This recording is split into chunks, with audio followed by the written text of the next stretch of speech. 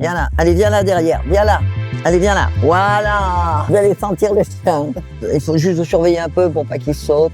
En 90, qu'est-ce qui vous a fait dire que c'était ici que vous aviez envie de rester? C'était dans un triste état, mais il y avait un très grand terroir.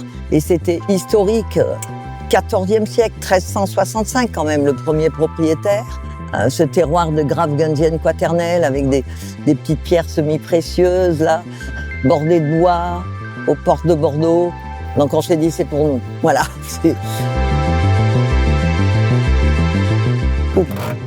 Smith Lafitte, pour le décrire près de quelqu'un qui ne connaîtrait pas notre château, c'est l'expérience d'un art de vivre à la française. Moi, je trouve qu'on vit dans un endroit extrêmement privilégié, de civilisation magnifique, avec la chance d'avoir un grand terroir pour nos deux couleurs. En rouge, on a ces fameuses grappes gundiennes, semi-précieuses. Et puis en blanc, on a une pente prononcée qui est exposée nord, ce qui implique un mûrissement très lent. Le chien adore montrer le chemin. Il estime que c'est la place qui lui est due. Au début, c'était dur parce que la première année, on a gelé. Deuxième année, il n'a fait que pleuvoir. Troisième année, c'était moyen. Quatrième année, j'ai dit à Daniel, mais on va pas tenir. Et il m'a dit, mais non, on apprend. Il est toujours plus optimiste que moi, mon mari. Et puis, cinquième année, grand blanc, grand rouge.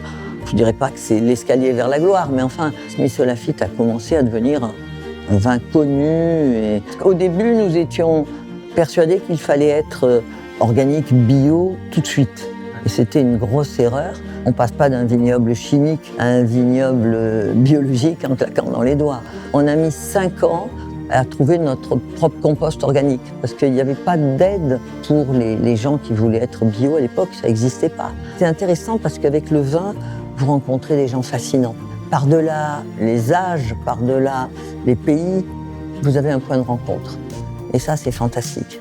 Mais je dois dire que c'est le prince Charles, c'est lui qui m'avait appris comment on faisait un bon compost. J'ai toujours été fan parce qu'il est en avance sur son temps et il m'a expliqué les mousses de vache, animal racinaire, n'aurait pas fait décoller. Le cheval, animal solaire, pouvait griller le compost. Il fallait aussi broyer les vieux sarments, les vieux cèpes. Et c'est ce qu'on a aujourd'hui. On a 4 lignes de 40 mètres chacune.